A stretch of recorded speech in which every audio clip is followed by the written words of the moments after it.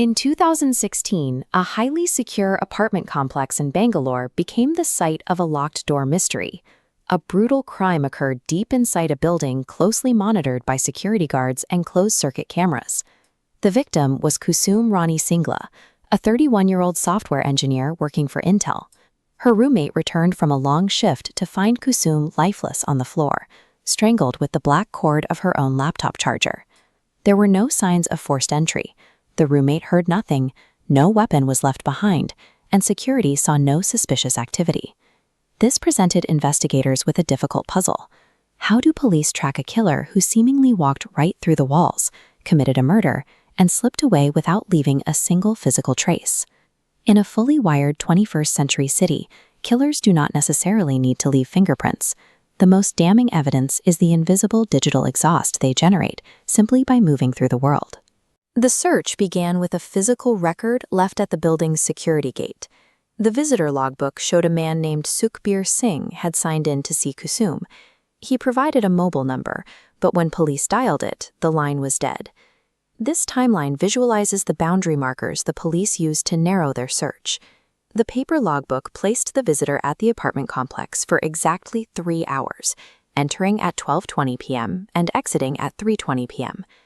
Because Kusum's smartphone was missing, investigators pulled her call detail records.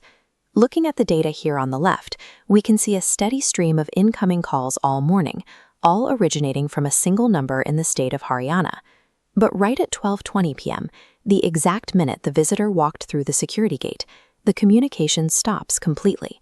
The Haryana number goes totally silent for the duration of the visit, right up until 3:20 p.m. That 3-hour gap in the digital record perfectly mirrored the timestamps in the paper logbook. The silence itself became the suspect's signature, giving the police a data-driven link to follow back to Haryana.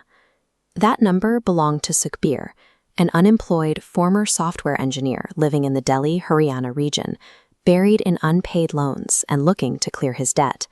He devised a predatory digital strategy. On New Year's Eve, he went onto Facebook and mass sent generic Happy New Year friend requests to a massive network of women working in the tech industry, waiting to see who would respond. 8 days later, Kusum accepted his request. She was recently divorced and looking for a fresh start. They chatted online, and eventually she shared her home address and invited him to visit her apartment in Bangalore. An innocent, bulk-sent holiday greeting was the point of entry, used to manipulate a victim into opening her front door to a stranger. Faster, more urging tone. After the murder, Sukhbir needed immediate cash to pay off his debts and an immediate flight out of the city. He stole Kusum's phone and discovered she had stored her ATM pins, bank passwords, and photos of her official signature in the unprotected Notes app. Using that data, Sukhbir looted her accounts and withdrew nearly $1 lakh in cash. He then used the phone to book his flights out of Bangalore, first to Mumbai and then connecting to Delhi. But the very phone he used to facilitate his escape was also recording his capture. Every time he checked his flight status or bank balance, the phone pinged nearby cell towers, logging his exact physical coordinates. Sukhbir's escape was powered by the access the stolen phone provided, but it was doomed by the location data the device broadcasted back to the network. Police arrested Sukhbir in Haryana, but he denied everything. Without a single human witness to the murder, the prosecution had to build the case out of overlapping logs and receipts. They tracked the stolen funds. Every withdrawal Sukhbir made generated a time-stamped digital record on the bank's servers. Investigators took the exact seconds those bank records were created and cross-referenced them with the time codes on security cameras at local malls and ATMs. They pulled IP logs from flight bookings and matched them against airport security footage, visually confirming Sukhbir moved through transit hubs. While any individual piece of data might be questioned, the alignment of thousands of data points, from cell pings to bank receipts, created a mathematical proof of his presence. During the trial, the defense argued that the case was purely circumstantial, emphasizing that no one actually saw Sukhbir commit the crime. The prosecution countered by presenting a synchronized trail of digital footprints. They showed the suspect's movements, finances, and communications all converged at the crime scene.